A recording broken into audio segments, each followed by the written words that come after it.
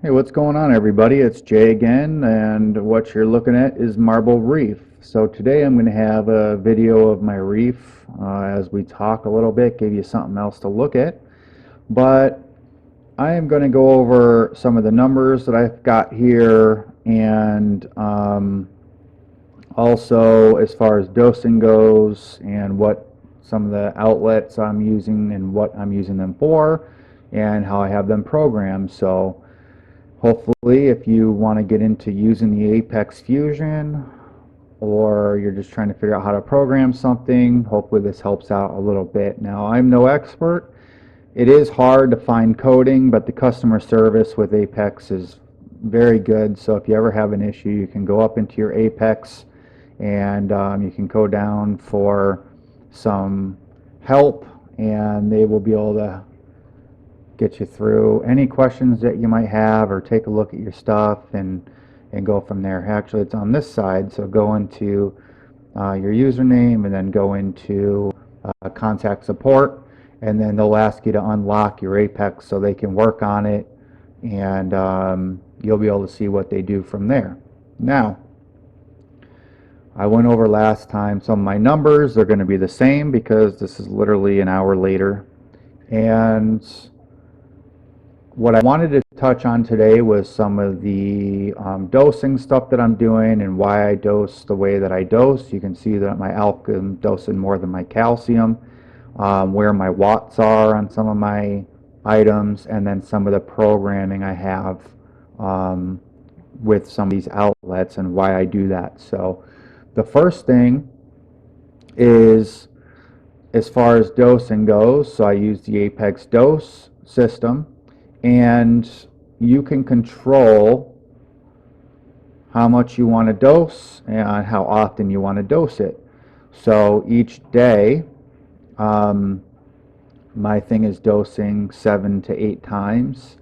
And if you hit this little button right there with the little drop, it'll show you how many or how much you want to dose and what intervals. So when you're dosing, you always want to dose alkalinity separate from calcium, so you're not going to dose them at the same time. You want to dose one and then wait about an hour and dose the other. You can do sooner than that as long as it's mixed well into the water, but I usually like to wait an hour in between. Now, in my return section of my pump, where my return pump is, I do have an additional pump that I can turn on throughout the day, and that will help move the water around and get everything kind of churned up off the bottom.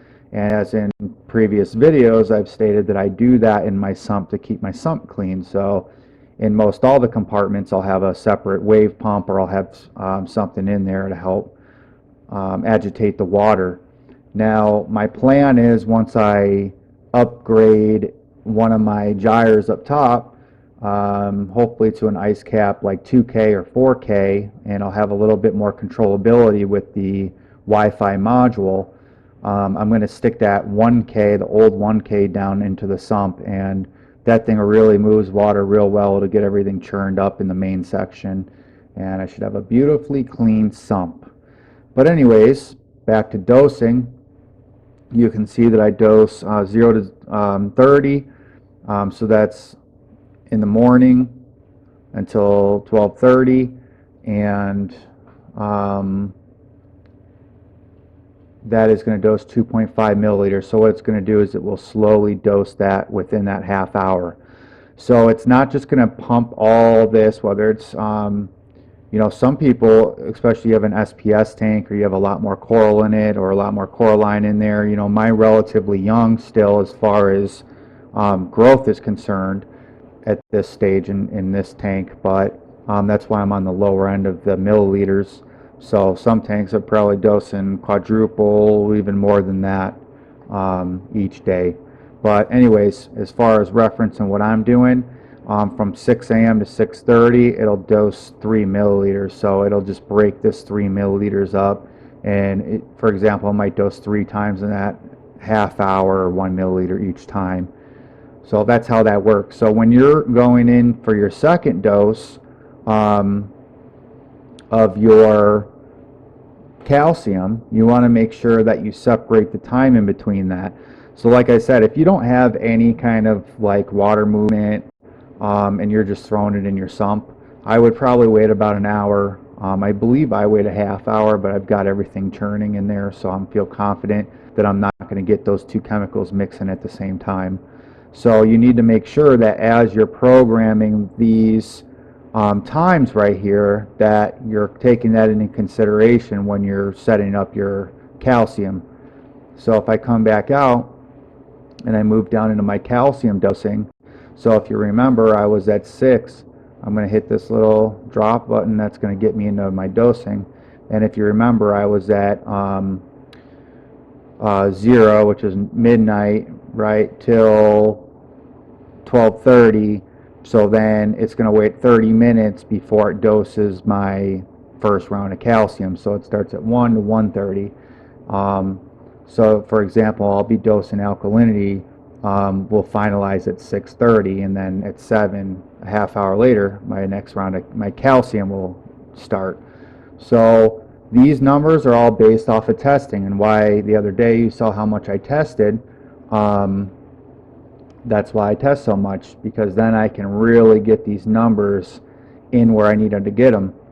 Now, with my last test, I ran a 477, and I knew something was wrong. I did it again. It ran a 466, but before that, and just a week before, I was running a 430. So it seems awfully high. Something maybe got a little bit out of control. I don't know what happened exactly, but either way, it increased. So I may have to cut back these 2.5 milliliters and just run 2 all the way down the board, and that'll take off a milliliter total. And then I'll usually wait a couple days for everything to even out, and then I'll test back-to-back days just to see what the change was.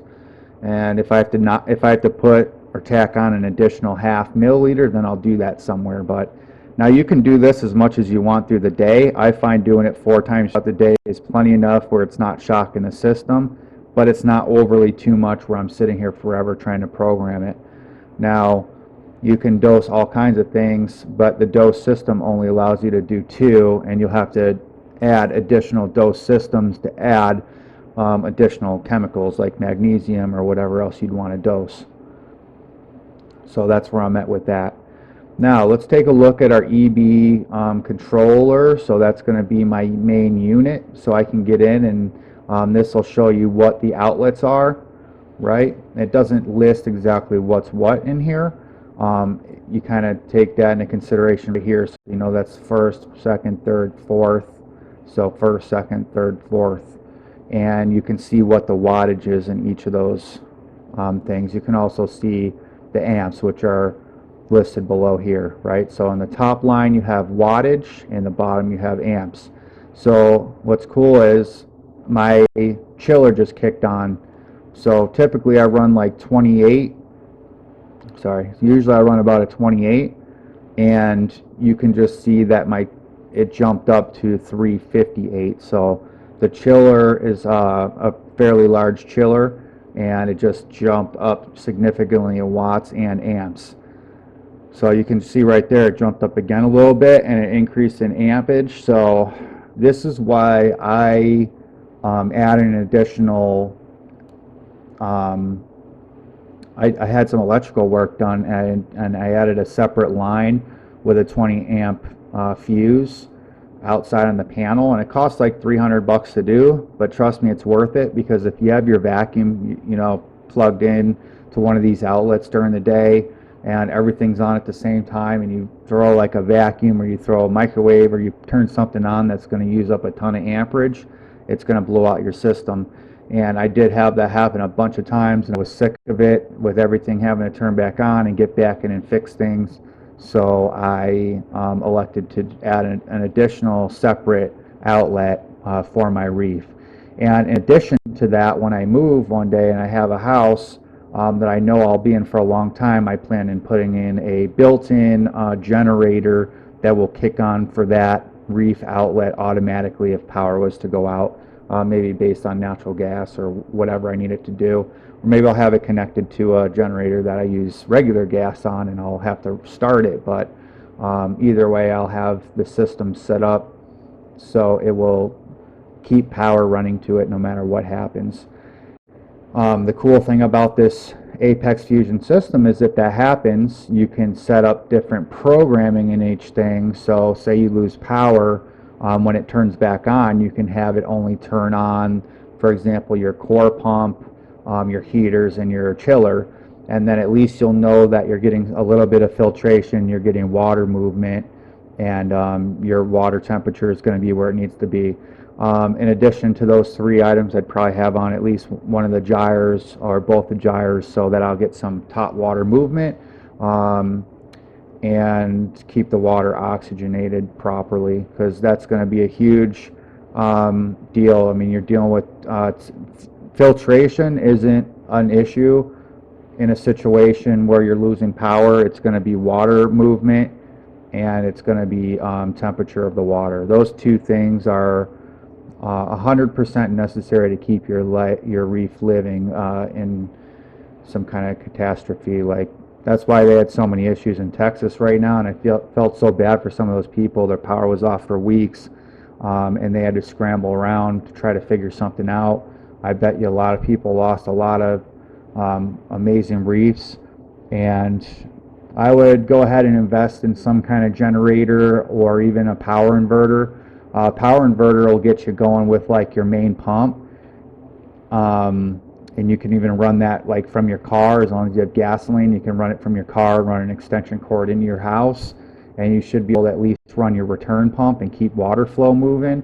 But then you're going to risk the heat. You got to keep your tank warm.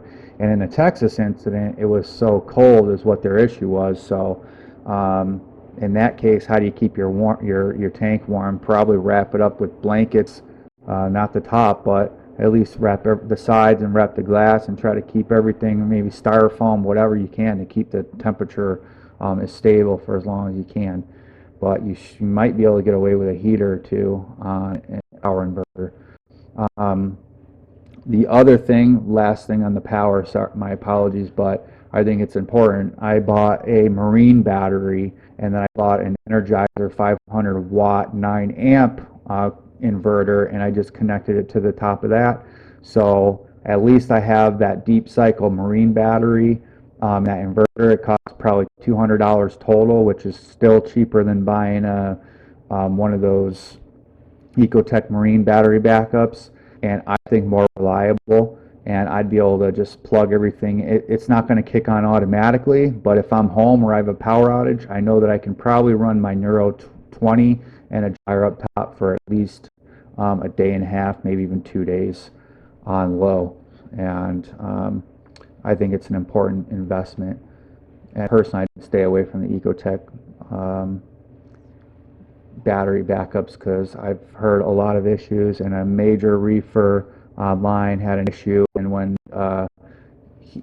when he was out of town, and of course he came back and none of them worked. The batteries go out, they get blown out by the trickle chargers that come with them, and the batteries go bad so quick, and they're just a pain in the butt. So either way, I'm going to move on down. So I have my core 20 on 80%. I've got my skimmer. Now the thing with the skimmer is I do have a switch on it, so I have a float valve in through the top of it, and if I come in here, you can see my configuration. So the fallback, if the power goes out and comes back on, when the Neptune's or Apex system turns back on, the fallback will turn this skimmer back on. That's what that means.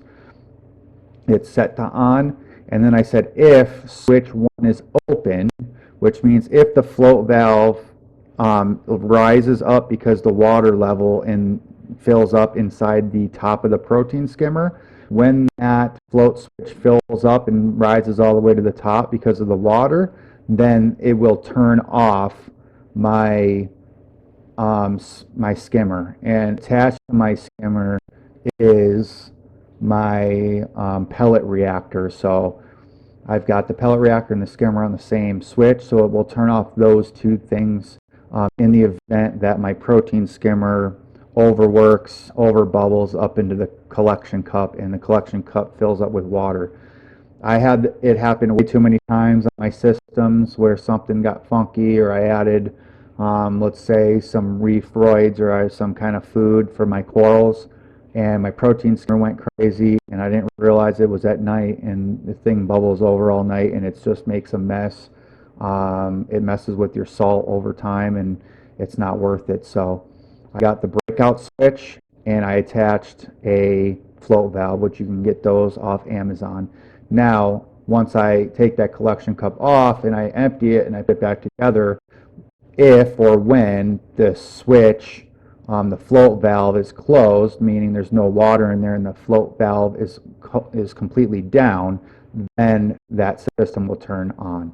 So that's what that is. And it's great for if you're out of town, because if it bubbles over and you don't realize it, it's just good to be able to know that it turned off. And protein skimming isn't the make it or break it thing in your filtration system. It's an important aspect of it, but it's not going to blow up your tank for not having for 2-3 days in an emergency.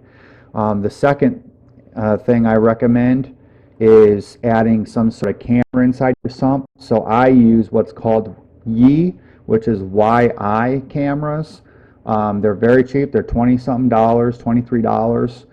Sometimes you can get them on sale for $20. They're 1080p. They've got night mode, and all they do is connect to your Wi-Fi router. They take no time whatsoever to set up, and I double-sided tape that up inside my sump, and I can look at my sump. I've got actually one on my sump, and I've got one hanging off the side, so I can make sure that my lights are working. I can make sure there's flow in the tank, so I'll see the water movement, I'll see the corals moving. And inside the sump, I'll see it, like how far my collection cup is filled up, and make sure water's moving. And it's just a good way to see what's going on. Now, if those don't work because you lose power and your system goes down, then it's another, you'll know that you don't have power to that system, because your camera won't work. But at least I can just glance on it from time to time just to make sure everything's looking good. And it's kind of cool to see your fish swimming around. So that was that, and this is the switch 1, which is part of that breakout switch for this. So waves are pretty standard. The cool things about the waves is you can control how they flow through the day. So early in the morning, I have flow on 0 to 20, and then they ramp up to, and they stay up about 58%, 57%, and they jump up to 90%, and they kind of stay high for a while. And both of them, what I do is I call, so this is my left wave, so this is on the left side of my tank. So if you can see, you can also set different modes for these, which is super cool. You can set different percentages and the times to the day and when that happens. So there's all kinds of different things here. Now, once you start dealing with second and third wave pumps, you can add your other ones to mirror main pumps. So I'll show you what I mean by that. Anytime that you make a change here in any of these screens, you want to hit this button with the cloud with the up. That's going to upload it and make sure that everything is kind of saved and updated into the system. If you do something you don't like, don't worry about it. Just hit this button. It'll take you back without saving, and then you can open the system back up and you can change what you want. So I'm going to get into my right wave, because through the right wave you can kind of see where I go. So I do inverse. Every single one of these is the opposite of what the other pump is doing at the time, but at this percent. So for example, if your right wave maker is facing right at corals, like mine are kind of facing towards the front, in the front part of the tank, I don't want this wave pump to be as powerful as the one that's flowing through the back of the tank where there's no coral. I'm trying to get everything agitated in the tank and moved around with the left wave. So that one I can run probably even higher. This one I'll run a little bit lower, and then by inversing, it'll basically do inverse the opposite of whatever the left wave maker is doing at this percent.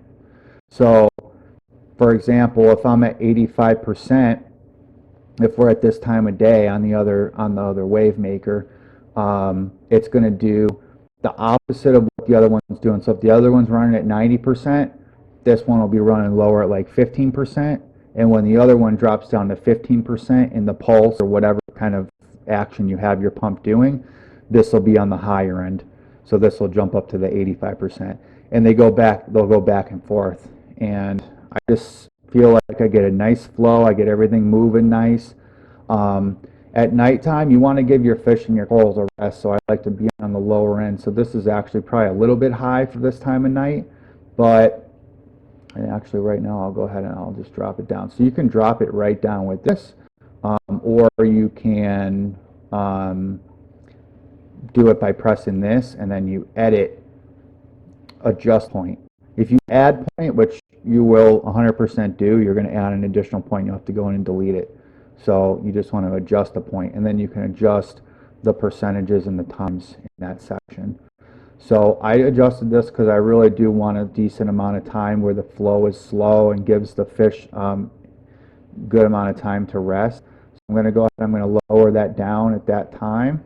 And my gyres, I can't control them, so they're going 100%. So in order to save this change, I'm going to hit the upload button, and it successfully configured my waves. Now, since I'm at it, I'm going to go ahead and back into my left. Now you see what I'm doing here? I'm pulling this back. This is a lock, so you don't accidentally hit a button in your phone or you hit something. It's kind of a cool little feature, right? So right now it's locked. I can't change anything until I move that. Then I'll have the option to change something or go into the settings. So you can see right here in that second to last point, I'm still kind of high. So I'm actually going to maybe pull it out and pull it down and slow everything down at that time and give everything a little bit of a rest. Now, and the other thing is, once you're done, you upload, you come back to the main screen, everything kind of goes into safety mode, right? Like that, you see? So now let's get into something, let's get into something that changes. So let's go into this UV cool pump, okay? So this pump runs my UV lights and my chiller, which you just heard kick on.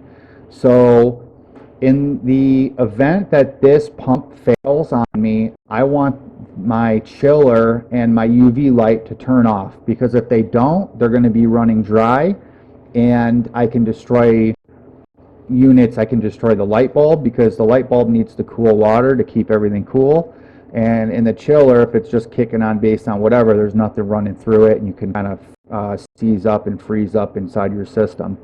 So in order not to destroy my equipment, I set this up to where, again, if I lose power, the fallback is on, so when the system comes back on, it will automatically turn this UV cool pump back on.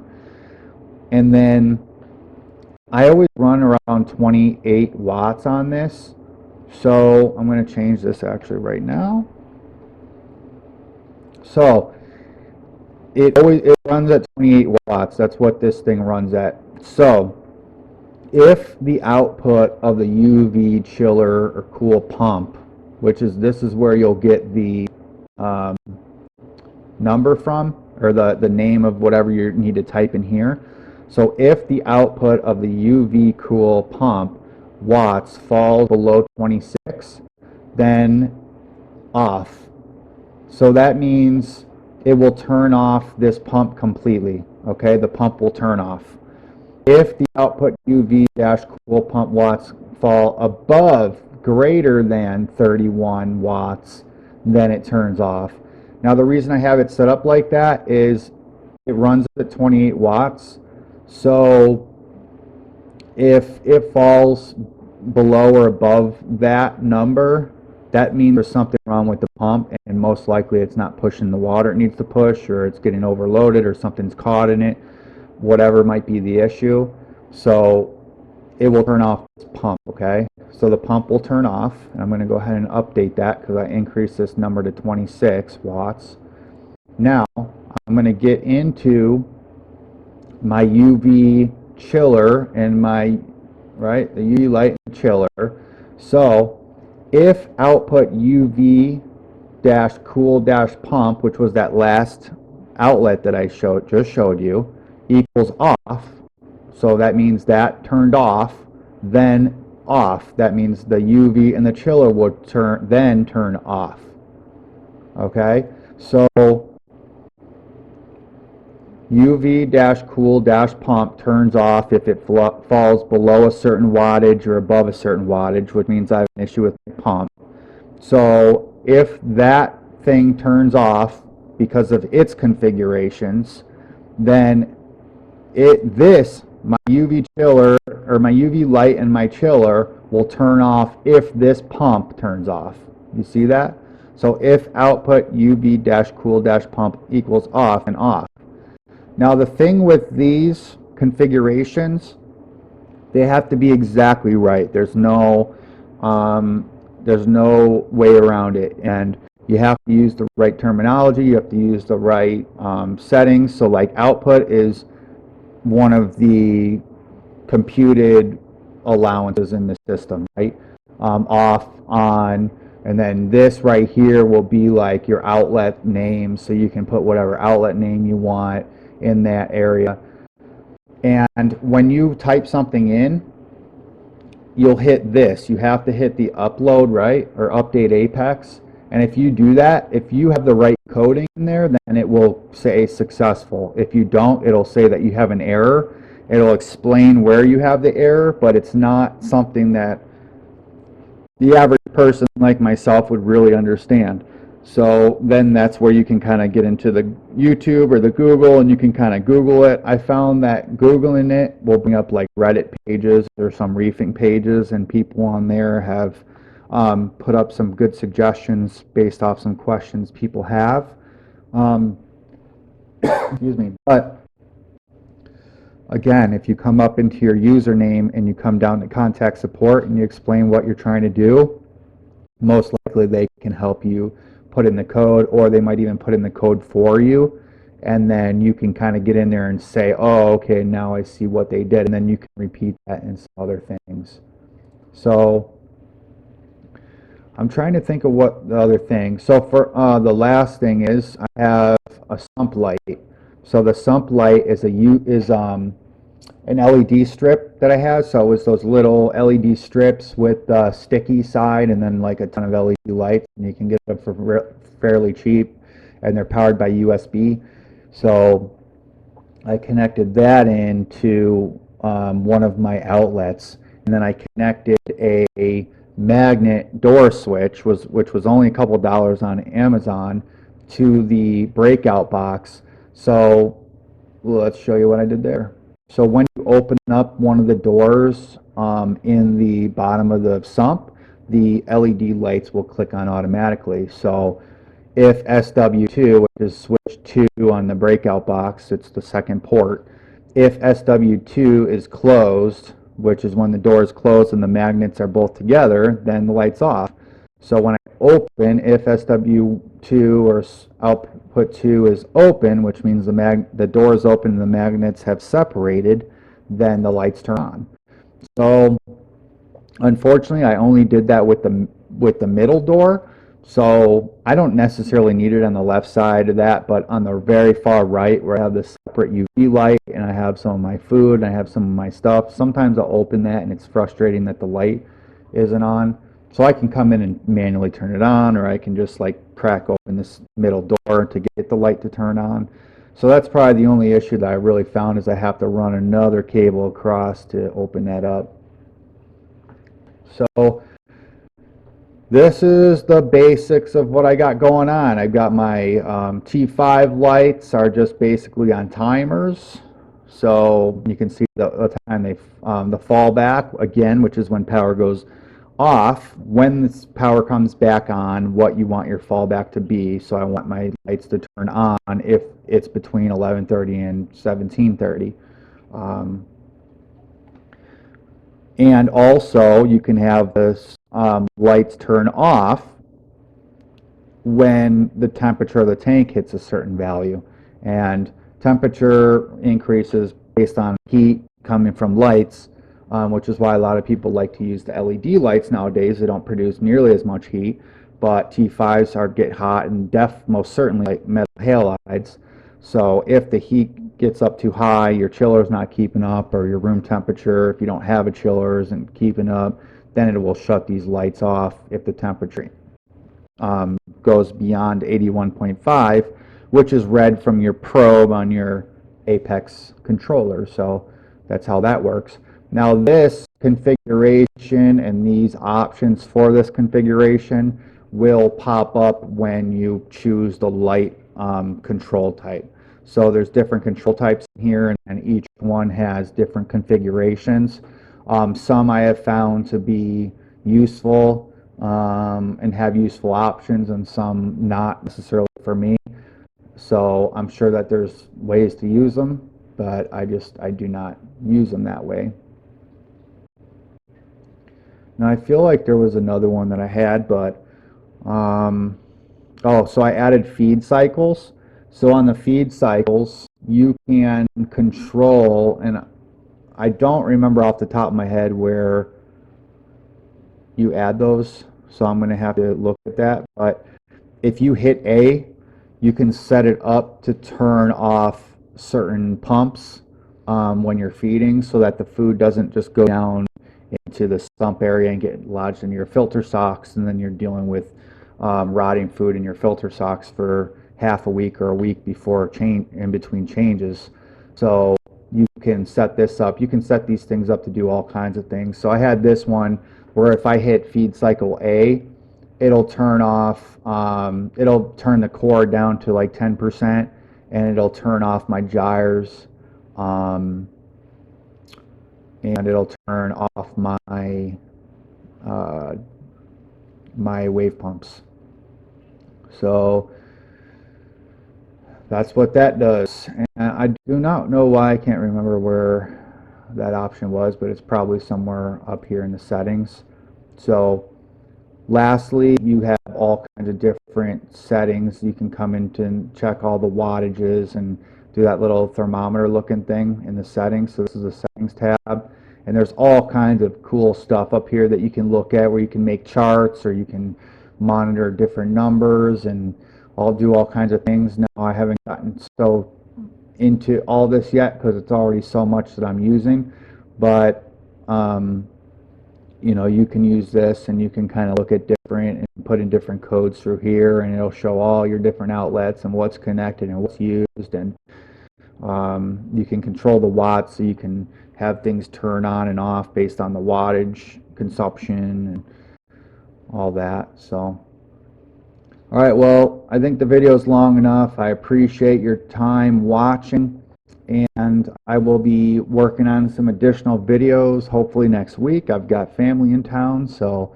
if I get a chance to sit down and talk, I will. If not, maybe I'll just do a little recording in the tank and post that. So either way, I appreciate your time. I hope you have a wonderful day, and we will see you soon. Thanks.